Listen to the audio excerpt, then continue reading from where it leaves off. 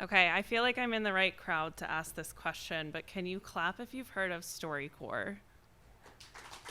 Cool. Okay. So that's where I work. That's why. Um, it's October of last year, and my director at the time pulls me into a meeting. She's one of my favorite people I've ever worked for in life. She's taught me most of everything I've known in my professional life post-college. And she tells me she's leaving the organization. And I'm super bummed, and we're talking it through, and I think that's the end of the conversation, but it's not. She says she wants me to take her role as director of StoryCorps' mobile tour. And everyone knows what it's like to be on a Zoom call, and yet still I was wondering, me? Like, are you asking me? I'm still new in my career. I've been at the organization for about 3.5 years, and I felt like I wasn't the right person for the job. She convinced me that wasn't true. I took a weekend to think about it, and I came back and I told her that I was going to take the position. And they offered it to me in an interim capacity, which meant I would have this position as director from November until January, and then I could apply to continue. And so over the next 2 weeks, Danielle, my former director, speed trained me on everything I needed to know about this job. I was going to be responsible for coordinating an annual tour, visiting 10 different cities, traveling to all of those cities by myself, figuring out where we would record, who we would record with, and collecting the largest number of interviews across the whole organization within my team.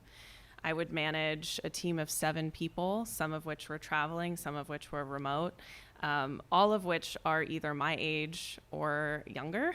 And I felt so scared of all of this knowledge that was leaving the organization when Danielle left. And so to paint you a picture, it's my first week really officially in this position now that she's gone. And I'm going on my first trip to El Paso, Texas. And who here gets like flight anxiety? Night before your flight, you want to go to bed at like 8 p.m. So you wake up, you got there in time. So I'm in bed, I'm ready to go. I'm like going over all my notes in my head. I'm making sure that I know everything for this trip so that I can do a good job. And I get a call from my team I have a team of 3 people who are always out on the road. And this is the first of many conflicts that come up in this position. My team calls me, and they are in what they said is the most unsafe housing in San Antonio where they're supposed to be recording. This is where they've been placed and sent by the radio station.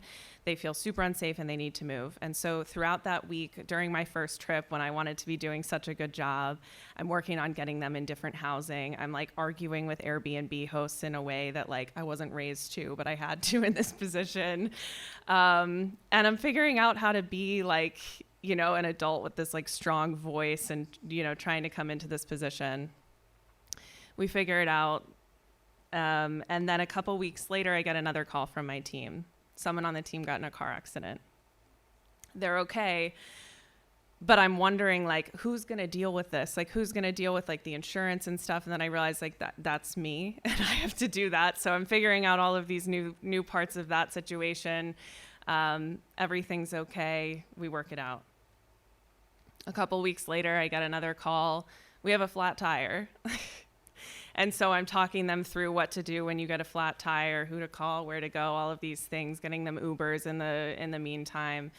And before I know it, the time period of my interim offer has passed. And so I'm then asked to apply for the position, which I know probably seems insane to you all that I would want to apply because at this point I am emotionally just bruised, worn down, convinced that at 26 I'm growing gray hair on my head, and the bags under my eyes are at best thrifted from Goodwill. I'm exhausted.